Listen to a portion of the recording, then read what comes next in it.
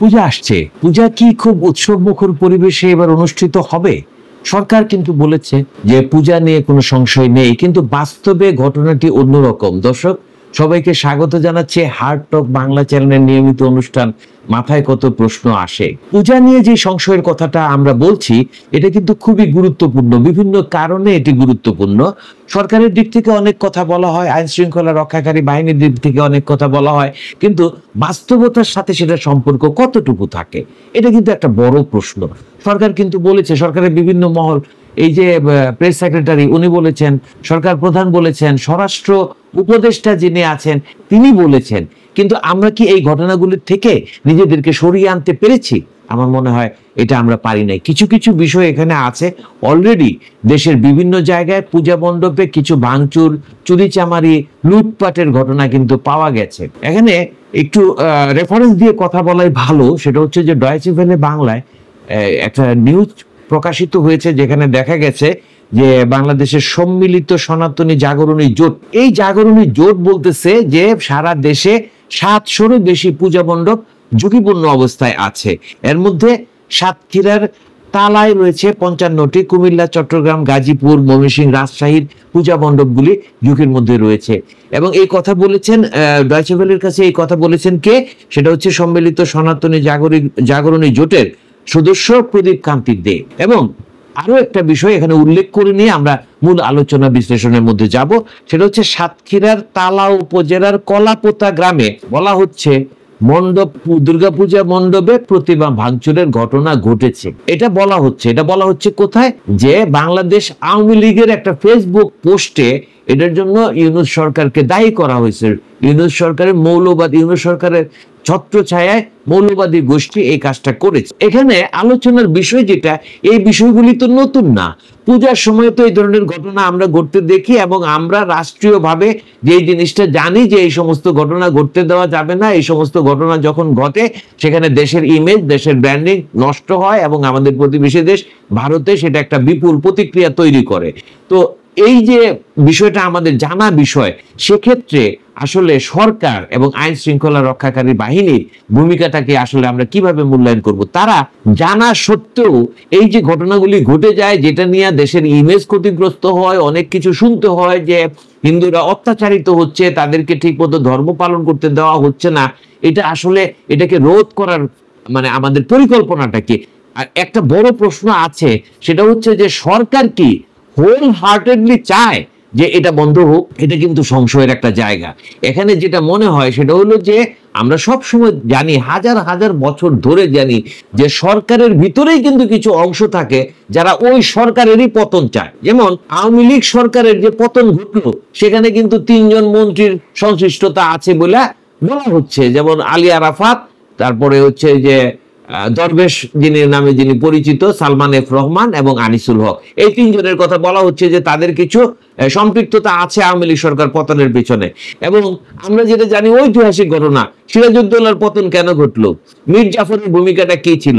তো সব সরকারের মধ্যেই তো মীর জাফর থাকে, এবং মীর জাফরদেরকে শক্তভাবে দমানো, তাদের ষড়যন্ত্র যেন সফল না হয়, এটা নিশ্চিত করার দায়িত্ব কার? এটা কি জনগণের, না সরকারের? যারা মেইন স্ট্রিমে থাকেন তারা যদি এটাতে ব্যর্থ হন, তাহলে তো এটা তাদেরই ব্যর্থতা। ইউনূস সরকার কি সেই জায়গায় সফল হচ্ছে? আমাদের পুলিশ বাহিনী কি সেই জায়গায় সফল হচ্ছে?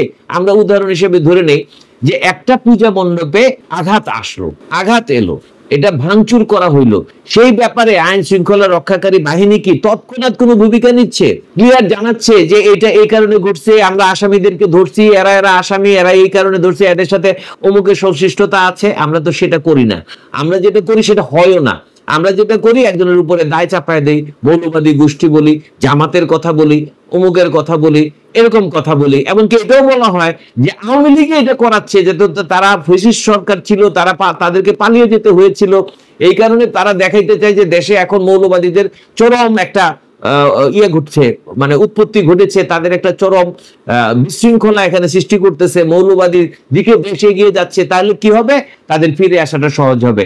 এরকম কারণে আওয়ামী লীগও করা হচ্ছে, এরকমও বলা হচ্ছে। কিন্তু বাস্তবতাটা কি? কারা করতেছে, নাকি এটা মানে যেহেতু এটা খুব সেন্সিটিভ বিষয়, সেহেতু এমনও তো হতে পারে লোকাল একটা গোষ্ঠী, মানে সন্ত্রাসী গোষ্ঠী, লুটেরা গোষ্ঠী, যাদের কোনো পরিচয় নাই, যারা সব সরকারের আমলে নিজেদের মানে নিজেদের কাজ কারবার গুলি চালায় যায়, তারা হয়তো এই ঘটনাটা ঘটিয়েছে। তো সেই ক্ষেত্রে আইন শৃঙ্খলা রক্ষাকারী বাহিনী বা সরকার সেটার ব্যাপারে এরকম কঠোর কেন হচ্ছে না যে এই মুহূর্তে 24 ঘন্টার ভিতরে এদেরকে এটা রহস্য উদ্ঘাটন করতে হবে, কারা এটা করছে তাদেরকে গ্রেপ্তার করতে হবে, অথবা এবং খুব ক্লিয়ারলি জনগণকে জানাইতে হবে, বিশ্ব মিডিয়াকে জানাইতে হবে যে এই কারণে এটা ঘটছে, এরা এটা করছে, এদেরকে আমরা গ্রেপ্তার করছি, আইনের আওতায় আনছি, তাদেরকে বিচার করা হবে। এটা করা হচ্ছে। আবার যদি কোনো একটা বিষয় যদি গুজব হয়, অনেক সময় হয় কি গুজব তৈরি হয়ে যায়, অমুক জায়গায় ভাঙচুর হয়েছে, অমুক জায়গায় পূজা করতে দেওয়া হয় নাই, এই জিনিসের মধ্যে দেখা যাচ্ছে যে একটা মহল তারা উদ্দেশ্য প্রণোদিত ভাবে এই জিনিসগুলি প্রচার করে থাকে।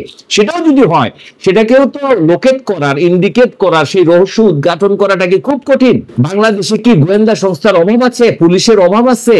আইন শৃঙ্খলা রক্ষাকারী বাহিনীর অভাব আছে? সেনাবাহিনী তো আছে। আপনি যদি মনে করেন যে আপনি পূজা মণ্ডপগুলিতে শান্তিপূর্ণ ভাবে সবাই যেন পূজা করতে পারে, এটা আপনি নিশ্চিত করতে চান, তাহলে সেটা আপনি আপনার স্টোরগুলিকে কাজে লাগান। লোকের কি অভাব আছে? এই একটা বিশেষ সময়ে যখন আমরা জানি যে এটা এত সেন্সিটিভ বিষয়, যে একটা পূজা মণ্ডপে সামান্য একটা ঘটনা ঘটলে সেটা নিয়েই বিশ্ব মিডিয়ায় আলোড়ন তৈরি হবে, এটা নিয়ে দেশের ইমেজ নষ্ট হবে, বলবে যে বাংলাদেশ একটা মানে সাম্প্রদায়িক রাষ্ট্র, এখানে মৌলবাদের উত্থান ঘটতেছে।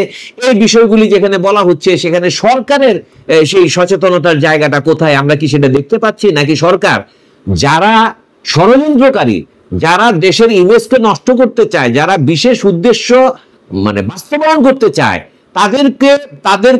তাদের সঙ্গে পারতেছে না, লড়াইয়ে পারতেছে না, তারা তাদের কাজটা ঠিক মতোই করে যাচ্ছে। পূজা নিয়ে কেন সংশয় তৈরি হবে, কেন সংকট তৈরি হবে, কেন ডয়েচেভেলের মতো একটা পত্রিকা, একটা আন্তর্জাতিক একটা নিউজ মিডিয়াতে এই সংবাদ প্রকাশ হবে যে 7 শতাধিক পূজা মণ্ডপ ঝুঁকিপূর্ণ? এই সংবাদটাকে কি আমরা অস্বীকার করতে পারি? এই সংবাদটার বিরুদ্ধে আমাদের কথা বলার কোনো স্কোপ আছে? সেই স্কোপ কি এই সরকার দিয়েছে? কোন সময় দিয়েছে? তারা কি ভূমিকা রাখতেছে? আমরা তো মুখে মুখে শুনতেছি। গতবার 2024-এ অনেক ঘটনা ঘটতেছিল, তখন আমরা দেখেছি সরকারের কিছু ভূমিকা, তার চাইতে বেশি ভূমিকা রেখেছিল জামাত। বাস্তবতার খাতিরে এটা বলতে হয়, তাদের কর্মীরা পূজা মণ্ডপ পাহারা দিয়েছে, সেই দৃশ্য দেখানো হয়েছে। এবারও জামাত দায়িত্ব নিয়েছে, তারা বলেছে যে তারা এই জায়গায় ভূমিকা রাখবে। ঠিক আছে, জামাত একটা দল, তারা তো সরকার না। সরকারের মধ্যে তাদের কতটুকু প্রভাব আছে আমরা জানি না, এটা নিয়ে আলোচনা হতে পারে। কিন্তু সরকার বাস্তবে কি করতেছে? এই জিনিসগুলি যে দেশের ব্র্যান্ডিংটাকে নষ্ট করে, এই ব্যাপারে কি তাদের কোনো মানে চিন্তার জায়গা আছে? আমাদের তো মনে হয় না, এটা কখনোই মনে হয় না। এই যে পূজা আসতেছে, এই 1 সপ্তাহের মধ্যে পূজা হবে, এতগুলি মানে বেশ কিছু মণ্ডপে অলরেডি ভাঙচুর হয়েছে, সেগুলি সংবাদ আপনারা জানেন। এখানে আমি একটা উদাহরণ দিছি, কিন্তু এরকম আরো উদাহরণ আছে। এবং এই যে প্রদীপ কান্তি দে এই কথাটা বলতেছে, সে তো বিজনেস না। তাকে জিজ্ঞেস করেন যে আপনি কেন মনে করতেছেন 7 শতাধিক পূজা মণ্ডপ এই ঝুঁকির মধ্যে? সেটা তো সে সংবাদ মাধ্যমকে বলেছে। সরকার এই ব্যাপারে উদ্যোগ নিচ্ছে না কেন? তারা কেন ওদের সাথে কথা বলতেছেন? আপনারা কেন মনে করতেছেন যে সমস্ত কারণ তারা উল্লেখ করবে, সে সমস্ত কারণের বিপরীতে আপনি ভূমিকা রাখতেছেন না কেন? এগুলি কিন্তু প্রশ্ন, এগুলির উত্তর কিন্তু আমাদের কাছে নাই, এগুলির উত্তর কিন্তু সরকারের কাছেই আছে। রাষ্ট্র আপনি পরিচালনা করতে বসছেন, এখানে তো এইটা বলার সুযোগ নাই। ডক্টর ইউনূস যেভাবে বলেন যে এগুলো আমি কম বুঝি, আপনার তো প্রচুর লোক আছে, রাষ্ট্রযন্ত্র একটা বিশাল ব্যাপার, আমলা আছে, পুলিশ আছে, সেনাবাহিনী আছে, বিভিন্ন রকমের গোয়েন্দা সংস্থা আছে, এসবি আছে, ডিবি আছে, সিআইডি আছে, পুলিশ ইনভেস্টিগেশন ব্যুরো আছে, মিলিটারি ইন্টেলিজেন্স আছে, ডিজিএফআই আছে, এনএসআই আছে, আর কত বলবো। তারা কি কোনো ভূমিকা রাখতে পারে না? অবশ্যই পারে, কিন্তু তার সরকারের পক্ষ থেকে তো সেই উদ্যোগটা নিতে হবে। সরকারকে বলতে হবে যে এই জিনিসগুলি সেনাবাহিনী দেখবে, এগুলি এনএসআই দেখবে, এগুলি দেখবে, এগুলি বিতর্কিত ভাবে কাজ তো করতে হবে। কাজ কি হচ্ছে? এই রিপোর্টগুলি কেন আসতেছে? এই রিপোর্টগুলি আসা মানেটা কি? চিন্তা করা হয়েছিল গতবারের চাইতে এইবারের পূজা অনেক ভালোভাবে হবে। ইসলামের মধ্যে তো কোনো নিষেধাজ্ঞা নাই, অন্য ধর্মকে তাদের ধর্ম পালন করতে দেওয়ার ব্যাপারে কোনো নিষেধাজ্ঞা তো নাই।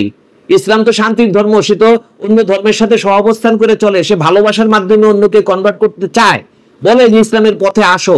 কিন্তু ইসলাম তো কখনো অশান্তির ধর্ম না, ভাঙচুরের ধর্ম না। তাহলে এই যে মৌলবাদীদের কথা বলা হয় যে তারা কোন যুক্তিতে পূজা মণ্ডপ ভাঙচুর করতে যায়? তাদের তো বরঞ্চ সহায়তা করা উচিত। এগুলি কি গুজব? যদি গুজব হয়ে থাকে তাহলে সেটাকে লোকেট করা, সেটাকে পরিষ্কার করে দেওয়া, সেটার ব্যাপারে ভূমিকা রাখা, গুজব কেন ছড়ানো হচ্ছে এগুলির ব্যাপারেও তো ভূমিকা রাখতে হবে। এগুলি কেন হচ্ছে না, এগুলি কিন্তু একটা বড় প্রশ্ন। আপনারা দেশ চালাইতে বসছেন, দেশকে ঠিক মতো চালাইতে হবে। আপনার হাতে যে অস্ত্রগুলি আছে সেগুলিকে ব্যবহার করতে জানতে হবে, আপনার সদিচ্ছা থাকতে হবে। আপনার সরকারের ভিতরে যদি কোনো ষড়যন্ত্রকারী গুপ্ত মহল থাকে তাহলে তাদেরকেও আপনাকে কন্ট্রোলের মধ্যে আনতে হবে, আস্থার মধ্যে আনতে হবে, তাদেরকে নিষ্ক্রিয় করতে হবে, তাদের অপতৎপরতাকে আপনার ধ্বংস করে দিতে হবে। এটা হচ্ছে কি, ওই যে হুমায়ুন আহমেদের একটা গান আছে, ওইটা দিয়েই শেষ করি। ও গো ভাবি যান, নাও বাবা মর্দা লোকের কাম। নাও বাবা এত সহজ না তো, নাও বাবা তো হাতে চুরি পরে নাও বাবা যায় না। শক্তি লাগে গায়ে, সাহস লাগে, কৌশল লাগে, কিভাবে নাওটা আপনি চালাবেন। ওটা যদি না পারেন তাহলে আপনার ওই কাজ করার দরকার নাই তো। নাও বাবা মর্দা লোকের কাম, এটা বহু আগের গান, লোকসঙ্গীত। ওই যে ভাবি যান, নাও বাবা মর্দা লোকের কাম। এখন দেখেন কিভাবে শান্তি শৃঙ্খলা দেশের ইমেজ রক্ষা করবেন, নাকি মোটামুটি নিজস্ব আখের গুছানোর কাজে ব্যস্ত থাকবেন। দর্শক, আজকের মতো এখানেই শেষ করছি। আলোচনা ভালো লাগলে লাইক করবেন, কমেন্ট করবেন, শেয়ার করবেন, সাবস্ক্রাইব করবেন, আপনাদের মতামত জানাবেন। আপনাদের মতামত অত্যন্ত গুরুত্বপূর্ণ। এখনকার মতো ধন্যবাদ সবাইকে।